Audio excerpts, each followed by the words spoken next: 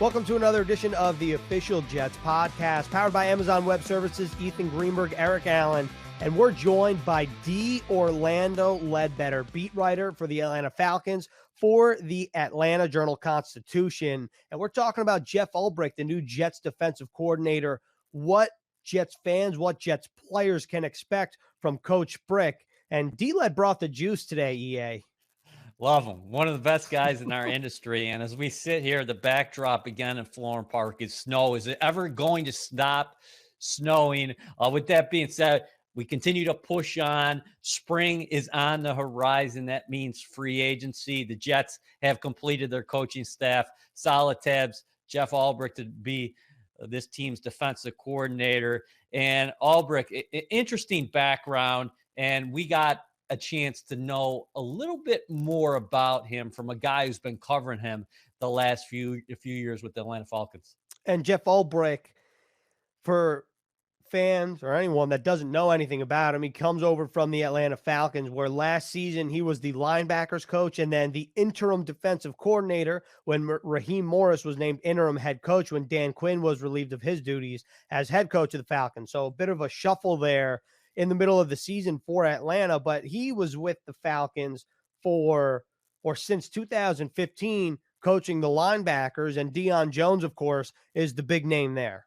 So a lot of connections. You go back to 2001, Ulbrich was just starting his playing career as a linebacker with the San Francisco 49ers, a third-round pick out of Hawaii. I believe his second year was 2001. Well, Dan Quinn was the quality control defensive coach for the 49ers at that time. So those two start the relationship there. Then Ulbrich, after his playing career is over, starts in the National Football League on Pete Carroll's staff with the Seattle Seahawks. Ulbrich was an assistant special teams coach, and at that time, Dan Quinn was the defensive coordinator for Pete Carroll. So fast forward, Dan Quinn becomes the head coach of the Atlanta Falcons, and he brings Ulbrich on board to head up the linebackers. Then you look at this past season, when the Falcons make the coaching change, Raheem Morris becomes the interim head coach, and then Ulbrich becomes the defensive coordinator. They shared play calling duties on the defensive side of the ball, but you saw from Atlanta, those guys made a tremendous amount of strides after the changes, and we got a chance to talk to D-Led about what was different about the Atlanta Falcons after the coaching change and what did Ulbrich bring to the table.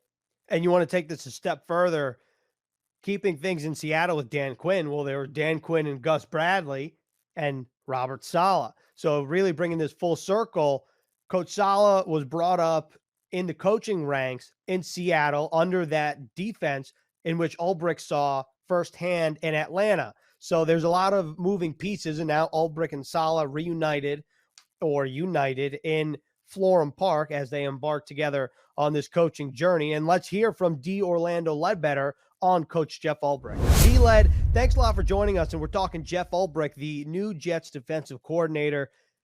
Spent some years with the Falcons, mostly as a linebackers coach, and then transitioned into interim defensive coordinator. Can you take us back to when he joined the team and what his overall role has been on this defense? Yes, when he joined the team, it was a little bit of controversy. He was on the staff at UCLA. He had signed Roquan Smith to come out there and play, but Roquan backed out and went to Georgia when he found out that Ulbrich was coming here to coach with the Falcons. So he came in, with a bit of a fury into the state of Georgia. He took over the group and, got Deion Jones later, and was able to get that group to play at a high level early. Later developed Foye Oluokun, had Devondre Campbell, who left and went to the Arizona Cardinals. So he had some young guys he had to teach and get them ready to play. And he did, by all measures, did a very good job. Was always good to the media. He's going to tell you right away, hey, I'm Coach Brick. Don't call me Jeff or Ulbrich. But great guy, played out in Hawaii, played in the league for the 49ers. And the guys in Hawaii always loved him. So, they would always call to keep track on him. and try to still get him on the show out there. So he was a good guy all the way around, and did a great job here by all accounts. D-Lad, what happened last year when Dan Quinn was relieved of his head coaching duties? Raheem Morris takes over, and Jeff Ulbrich became the interim defensive coordinator in Atlanta. Why did the defense perform so much better down the stretch after the change was made? Well, what they did as a group, and they split the call, and it was weird. I think Jeff called first and second down, and Raheem called third downs in the red zone. It was some funky split like that, but that's how they did it. They started using more blitzes, started taking more gambles. Demanded players to play their roles, to do what they asked them to do. They switched some people around. Got Isaiah Oliver off the corner, moved him inside the nickel, and went after people with blitzing the linebackers, Deion Jones and Foye Oluokun. Those were the main blitzers, but they also blitzed the safety and brought some corners from time to time. They just, they knew they didn't have a pass rush, and they weren't going to let teams just sit back there and throw for 500 yards a game. So that helped them out. They were able to win a couple games there, and then down the stretch playing Brady twice and Kansas City in one game, they ended up losing the last 5. But they made some changes, and they did some different and unconventional things to get that defense to perform at a higher level. When they were shuffling around when Dan Quinn was relieved of his head coaching duties, like Eric said, why was Jeff Ulbrich the guy to take on more responsibility? Why was he a good fit for that role? And why do you believe that the Falcons staff chose him to fill that role? Well, Raheem had been over there with him. Raheem was mostly on the offensive side here. Then he went over last year when, they started 1-7 and led a turnaround last year too. So that got him the defensive coordinator job. And he was working closely with Jeff throughout the season. And the secondary coaches were less senior, just came over. Joe Witt from Greenberg was just here for the first year. And then the defensive line coaches were, old college guys and from Miami and Alabama. So, they weren't going to be able to call it. So Jeff was the natural person to call the defense. And he had already had a relationship with, Raheem Morris. So he was the trusted defensive lieutenant, the highest ranking one left, to call it. The other option would have been Bob Sutton, the former Kansas City Chief coordinator. But Bob was more the senior assistant, more a senior quality control person, hadn't called any plays in a couple years. So it would have been probably been a little bit difficult to give it to Coach Bob. Bob Sutton, the longest tenured Jets assistant, defensive assistant in franchise history. D-Lad, hey, how relatable is Jeff Ulbrich? Because when you hear the players talk about him, he seems like just a tremendous communicator, and people around the building said he brings the juice. Oh, yeah, no doubt. He brings the juice to the media sessions, too. So, that was always helpful. But, yeah, great communicator. You can see where he's a good teacher, very specific and clear in how he wants the players to play, very truthful with them. I know Deion Jones is one of his prize projects in developing him, and he always wanted him to, they got him to be a cover linebacker. You got to cover Alvin Kamara, McCaffrey, and Ronald Jones to a lesser degree in the NFC South. So Deion was drafted to cover running backs and occasional tight ends, had big interceptions against New Orleans. They needed him to get better and tougher against the run as a smallish, 230-pound linebacker. So, Jeff was always truthful about that. And, was always, pressing Deion to get better. Got him to 1 Pro Bowl. And, maybe there's some more in his future. But, he is definitely a teacher, a builder of men, and, preaches character and honesty into his players. You kind of talked about it, but how would you describe Coach Ulbrich's coaching style? Well, these days it's hard because they don't really get it. We're not on the field like we used to be, So we get to see special teams and get to see them warm up. So I have to kind of just go from what what I've seen during the games and what I've seen while I'm out there watching special teams and they're warming up. That's one of the downsides of these closed practices. So maybe they'll open them back up. Hopefully you all get open practices up there. But we're all praying for that. Yeah, hopefully we all get those open practices. So what I did see was, a composed teacher. He's not a wild. You think of defensive guys, you think wild, crazy guys, just, hey, let's go get him. But no, he's more a tactician from what I've been able to see, and a quiet, he's not going to get up in your face and yell at you, but he's going to quietly come forcefully demand what he needs out of his players. Now, see, I'm probably missing the wild side because we're not there, but I'm sure he's got it because he's a linebacker, and we all know linebackers are crazy at some point. But have that kind of linebacker mean streak in them. So we, I'm pretty sure he has that. We just didn't get to see that here for the 5 years in Atlanta. There's no doubt linebackers have a mean streak in them. What do you think about his playing career? Not evaluating his playing career, but how that experience helps him coach, because he initially, after he was done with the 49ers, he played 10 seasons after being a third-round pick out of Hawaii. He said that my career kind of went in an inverse compared to most people. I started as a starting linebacker, and then I became a special teams key contributor down the stretch of my career. And then after he was done, he said, I want to coach college players because I want to be like a surrogate dad to them. But one thing Brick was noted as saying was, hey, recruiting, that's 100%. You have to be available. And he didn't really love that aspect of it. So he made that transition to the National Football League. But he always talked about coaching being in his future after his playing career. Yeah, no doubt about it. His career, that says a lot about him as a player and a person that would stay around to be a special teamer after being a starter and a third-round pick. I've seen that in a couple other players I know that played that position. Stephen Nicholas here, he was a fourth-rounder out of South Florida. He's getting into coaching now, too. He was down in Tampa the year on Dirk Cutter's staff. And he ended his career on special teams. Then Alex Gordon, a throwback, top pick of the Jets, ended up being a special team guy in Cincinnati for, to get his team to 10 years in the league. So, that's a tough road to go and a tough way to do it. But, he did it that way. Now, college-wise, I'm sure the recruiting situation with Roquan Smith may have been the last straw for Coach Ulbrich. It was a big deal down here in Georgia. The kid flipped from UCLA to Georgia after that. Now, he's the middle linebacker of the Chicago Bears. Mm-hmm. So, I'm pretty sure that the college recruiting, the fact that they didn't have that much success on Jim Mora's staff at UCLA either had something to do with it, a former Falcon coach.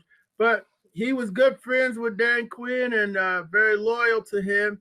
They did get to the Super Bowl, but he was part of that unit too that gave up the 28-3 lead. So, and they all own that, and take their fair share of the blame for that. But he was very likable, great person to talk to, and should have a bright future in New York, coaching up there with Coach Saleh. I wanted to ask you about the system here in a moment, but let's go back to this past season. We talked about the defensive improvements. What the heck did Atlanta do with Morris and Ulbrich against the Kansas City Chiefs? Because most teams prior to the Super Bowl, nobody could stop the Chiefs, but they held them to under 20 points, and they put their team in position to win that ball game.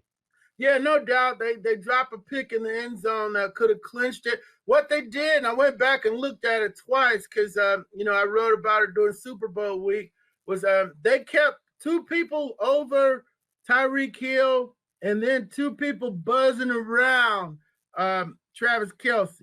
So those are Pat Mahomes' first two targets. And so he threw a lot of balls away that game because he hadn't seen that. they weren't clearly bracketing them, but they were running people in front of them, behind them, and just a creative scheme, where they would come up to the line like they're going double A gap blitz, then they drop into a zone. So they did a great job of disguising the coverages, and it threw Mahomes off. And it was his worst game of the year, his lower passing rating of the year. But he got him late because while they had to commit 2 people to Tyreek and to Kelsey, then Demarcus Robinson gets loose on a triple move because of no pass rush, right? So yeah, he got wide open on Sheffield and got open for a 25-yard touchdown, easy layup throw to win the game. The Falcons came down, missed a field goal, could have tied it, went to overtime, but that was their season. Missed field goals, dropped interceptions, not recovering onside kicks. It was quite the campaign. So if you had to guess what type of players or what type of defense Coach Ulbrich would bring to New York with head coach Robert Saleh, what would you say? He's going to want to play with speed. We heard a lot about fast and physical down here when they first got here. And, that's going to be, that was because, you had the speed teams here and the dome teams down here, with the Saints and, the Panthers and, Tampa Bay. You had a lot of speed in the NFC South.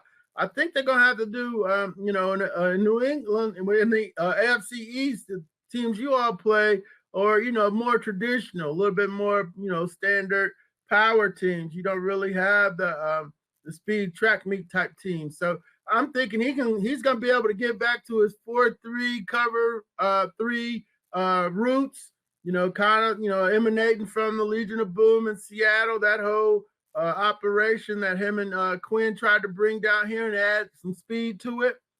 So that's what I'm thinking you all are headed for. And, mix that in with what Saleh was doing with the 49ers. He had a pass rush, which, that would be new for Jeff Ulbrich to get a pass rush in New York like Robert Saleh had in San Francisco. Yeah, specifically, do you think the Jets, like most teams, and you just articulated it right there, everybody's looking for a great edge pass rusher, but when you move from a 3-4 to a 4-3, are you looking for more speed on the outside? And then you talked about Atlanta's linebackers. The emphasis there in player acquisition was speed, correct? And then on the outside, you want those long, rangy cornerbacks. Right, yeah. You were 230 pounds, when we, that was too light. I mean, David Fulcher used to play safety at 240. So it's a new way of looking at, guys that would have been safeties are now linebackers. So people are looking at that, and they want the corners to slow the receivers up. If the corners can't jam the receivers, that's going to, mess up the whole pass defense. And we saw that here. Edge rushers, you got to have, they look for a combo. You got to have the guys that can set the edge in the run game that aren't going to get pushed around. So they got to be a little bit bigger than your 240, 250 pass rushers. So you need a couple of the 280 guys to hold up, and then maybe you can rotate and bring in some speed rushers and passing situations. That's what they tried to do here. Just finding the right mixture of players just wasn't very, just didn't work out for them. Should Quinn Williams be very excited about Ulbrich's addition and Robert Saleh's, considering they're going to go to a 4-3, and we saw what a guy who is as talented as Grady Jarrett did in that system, and now Quinn Williams really took off in his second season. It seems like the sky might be the limit moving to this system. Yeah, no doubt about it. Quinnen, and we saw him a lot down here in the SEC. And was, it's tough, making that jump to the pros in the trenches, and it takes a little while. So yeah, this year, his third year in the league should be very good. They, they'll move him around and give him some matchups. At least they did that with Grady, and that worked out for him. He's gonna need a sturdy person next to him. Tyler Davidson did that here. That's one of the good things they had is the interior of that defense was stout. So if he's got somebody play next to him, they, won't be afraid to run him on some stunts, maybe run him on some twists with the end and so forth, and try to get him into situations, where he can maximize and show his talent. Great stuff from D-Led as always. And a couple of things really stand out to me. The first thing is speed, because that's something that Coach Saleh said he wanted to bring to this Jets defense is speed. And when D-Led's talking about Jeff Ulbrich and the speed that he had in the NFC South on the Falcons, feels like that's a good marriage. And furthermore, it feels like the Jets are in the market for speed. Yeah, and we've been talking about it, right? We discussed the Jets' 19 unrestricted free agents last week, and I believe 12 are on the defensive side of the ball. So one of the most significant transitions when you think about the new defensive system is you're going from a 3-4 base front to a 4-3. So you got the defensive ends. And D-Led talked about you need edge rushers who not only have explosion, but can hold up in the run game. Then you need linebackers who can go sideline to sideline. Think about coverage linebackers when you make that transition to the 4-3. And then on the outside, if you're going to play a zone front, a zone coverage, if you're going to play cover 3, cover 2, a lot of times what we've seen from the cornerbacks in the system in the past, long, rangy types, most notably, of course, Richard Sherman. But again, Atlanta over the years, when that team was really good under Dan Quinn and company, when they advanced to the Super Bowl, that team got all over the place and they had speed at every level of the defense. And as we inch closer to free agency, it's less than a month away. We're going to talk about the different positions and maybe potential fits for the Jets based on scheme. But I do think that when you look at the potential list of free agents, there's a good chunk that get after the quarterback, and there's a good chunk of speed, not only on defense, but offense as well. But that's for another conversation. But schematically, you're right. It's a new look system. The Jets have been a 3-4 for what would you say, predominantly since 2015, 16? Is that right? Well, you got to go back. I mean, let's go back through the head coaches, right? So obviously prior to Greg Williams being here with Adam Gase, and you go back and you think about Todd Bowles, primarily you run in the 3-4 front. Prior to Todd Bowles, you go to Rex Ryan, of course, and you're thinking about the 3-4 front. And then you think prior to Rex Ryan, Eric Mangini, a 3-4 front. So you got to go back to Herm Edwards if you really think about running a traditional 4-3. All right. This is why I brought it up, because it's been a while since the Jets have run a traditional 4-3 defense. And it's going to be fascinating for me, and I think fans, to see what types of players the Jets will target in free agency, no matter what wave of free agency or the draft or the entire offseason it is, because you do need a different skill set when you're a 4-3 end compared to a 3-4 end. And I think that, the Jets, we've talked about it, they're in a good spot because they have a lot of money to spend. A lot of teams are not in that situation. I mean, Orlando Ledbetter said the Falcons are $20 million over the cap. Wow. So that's a team that could. That's because you're paying a quarterback. Yeah, I mean, you're paying a quarterback big money right now. Very good point. And the Falcons also released a couple guys last week to try to recoup some money. But the reason why I'm bringing this up is because there will be teams like the Falcons who cut different players. So the free agency pool, I think, is going to be very unique, with a blend of expiring contracts and players that had to be cap casualties, where maybe in a typical year that would not be the case. I think the Jets have a good story to sell. Saleh's connection with the San Francisco 49ers. People talk about that. They rave about his connection. Ulbrich, similar background as far as the way he could relate to players. And really an interesting career. He grew up in Northern California. He went to high school at Live Oak, and the nickname of that high school team was the Acorns. The cheer for the Acorns was "Let's Go Nuts." He went to wow, yeah, how about that one? Let's Go Nuts. Okay, bounced around a little bit collegiately, and then ended up at Hawaii. We talked about him becoming a third-round pick of the 49ers, so that was the team he grew up loving. And his favorite player, Jeff Ulbrich's favorite player, Ronnie Lott. Ronnie Lott, of course, Hall of Fame safety, most notably playing days with the San Francisco 49ers, but he did have some time with the Jets at the end of his career.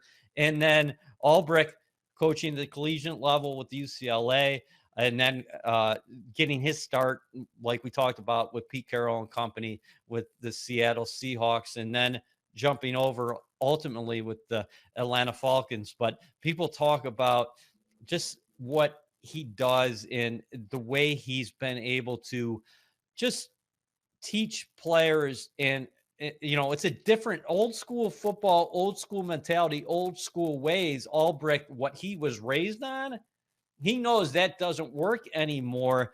And he's been able to adapt over the years, and the players raved about him in Atlanta, and they had a lot of success there. Now it's going to be what's going to happen with the Jets, because you're going to have new wrinkles on defense. Saleh brings his system. Ulbrich comes over and he's got some ideas. So you're going to have different flavors. And I think sometimes people try to make it too easy, right? We try to peg these guys and say, well, this is their system and this is what they're going to run.